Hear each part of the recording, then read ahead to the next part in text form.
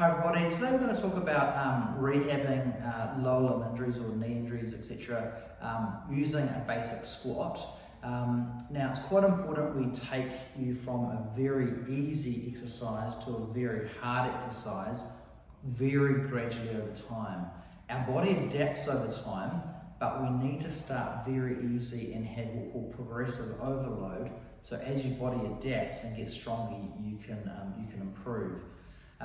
And one basic squat is an assisted squat at the bar with two legs, and you can use progression principles to go through repetitions and depth of that two leg, then to single leg, then single leg with different progression positions, then single leg with a deeper progression and also some loading, and then progressive loading through repetitions as well. So today I'll just kind of talk you through that principle of how you can start very easy and progress through to harder. We'll talk about those very early stages of rehab in a squat position. So to super deload a squat, you could do a double leg squat holding onto a bar, such as feet in this wide position, hold onto a bar. We're going to do a tiny bend, sticking your bum out. As you come up to the top, squeeze your bottom and squeeze your thighs straight.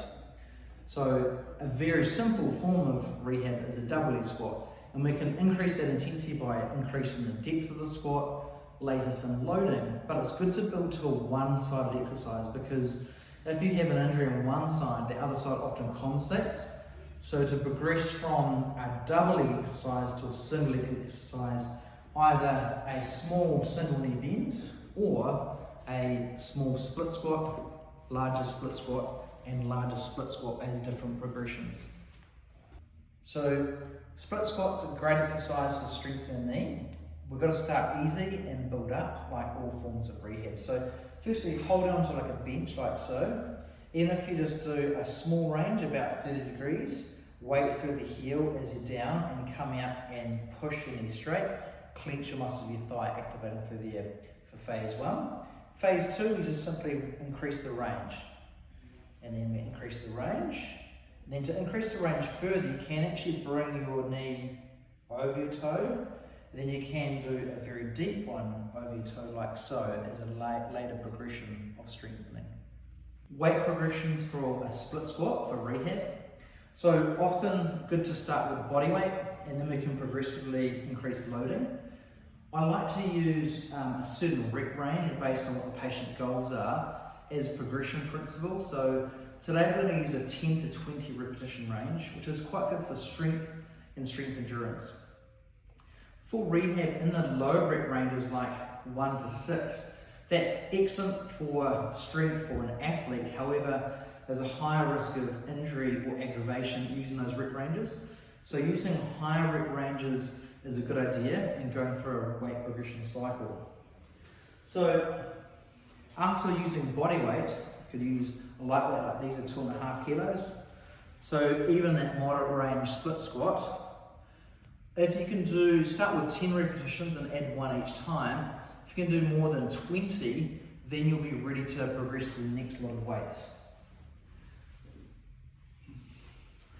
If you jump up the weight again, what you can do is drop those reps back down again to say to 10, because this is a harder weight.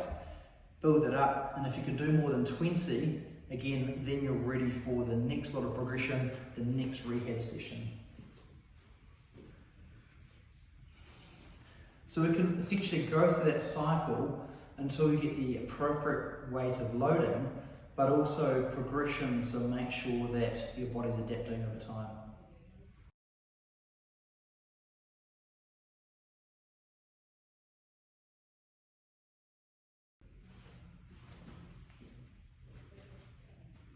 So when we do split squats, it's really important that we drive through the heel at the bottom and we clench through the thigh at the top of the range.